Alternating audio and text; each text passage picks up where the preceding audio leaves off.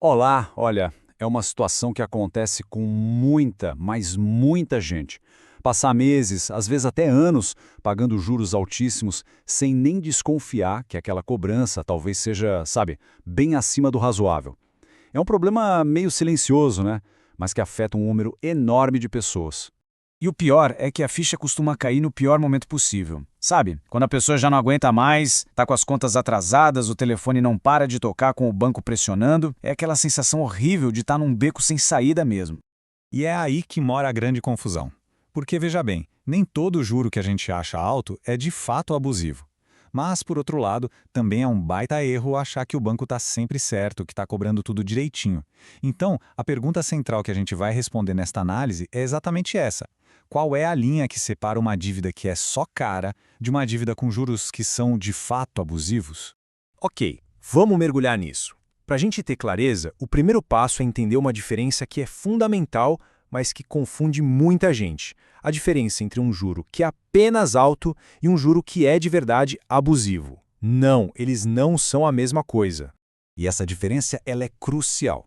Um juro alto? Bom, ele pode vir de um financiamento que não foi o melhor negócio, ou de um cartão de crédito com taxas elevadas, mas que foi contratado daquele jeito. Agora, juro abusivo? Aí a história é outra. A gente está falando de uma cobrança totalmente desproporcional, fora da média, que não foi bem explicada, ou de um contrato que parece que foi desenhado para criar uma dívida que nunca acaba, sabe? Agora, um ponto super importante. Muita gente acredita que pelo simples fato de ter assinado um contrato, pronto, perdeu o direito de questionar qualquer coisa. Isso não é verdade. Assinar não é dar um cheque em branco. Só que, por outro lado, o oposto também é perigoso. Só sentir que a dívida está pesada não é o suficiente para provar que ela é abusiva. O caminho certo é sempre a análise.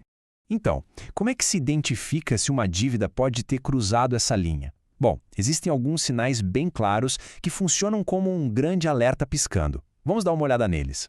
Existem alguns sinais clássicos que merecem muita atenção. É preciso ficar de olho se a dívida parece crescer sem controle, mesmo com os pagamentos em dia. Se é quase impossível entender o que de fato está sendo cobrado ali no extrato. Se os refinanciamentos que oferecem parecem só piorar as coisas. E talvez o sinal mais forte de todos, aquela sensação de pagar, pagar, pagar, mas o valor principal da dívida parece que nunca diminui. Esse é um alerta importantíssimo. Certo. Uma vez que os sinais de alerta foram identificados, qual é o próximo passo? Não dá para sair atirando para todo lado. É preciso ter um plano. Uma análise estratégica é o que vai separar uma reclamação vazia de uma argumentação que tem peso, que é concreta. E o ponto de partida é uma mudança de mentalidade, de perspectiva. É fundamental parar de focar só no valor da parcela do mês. A parcela, gente, é só a pontinha do iceberg. A verdadeira história, o que importa mesmo, está na estrutura da dívida. É para lá que a gente tem que olhar. Para conseguir entender essa estrutura, é preciso fazer as perguntas certas.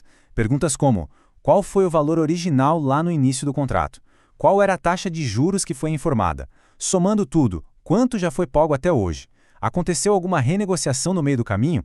São essas respostas que mudam completamente o jogo e que deixam claro se existe ou não um desequilíbrio. Então, resumindo, o plano de ação seria este. Primeiro, entenda a estrutura da dívida, não só a parcela.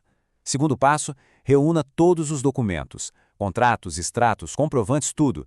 Terceiro, analise com calma as taxas, os encargos, como essa dívida foi se acumulando. Quarto, e isso aqui é muito importante, não tome decisões no desespero. E quinto, avalie o caso com estratégia antes de aceitar qualquer nova proposta que aparecer. E, finalmente, a gente chega num ponto que é crucial, que pode definir o sucesso ou o fracasso de qualquer análise: a batalha entre a razão e a emoção. Quando a dívida aperta, a nossa reação natural é emocional, é claro. Mas a maior armadilha é agir com base nesse desespero, aceitando a primeira renegociação que aparece e que muitas vezes só serve para afundar ainda mais o problema. Portanto, o ponto central é este, e vale a pena repetir. Discussão sobre juros abusivos não é uma questão de revolta, não é uma questão de achar que tem algo errado. É uma questão técnica. Ela precisa ser fundamentada em análise, em números, em documentos. É a análise que dá força de verdade para qualquer argumento.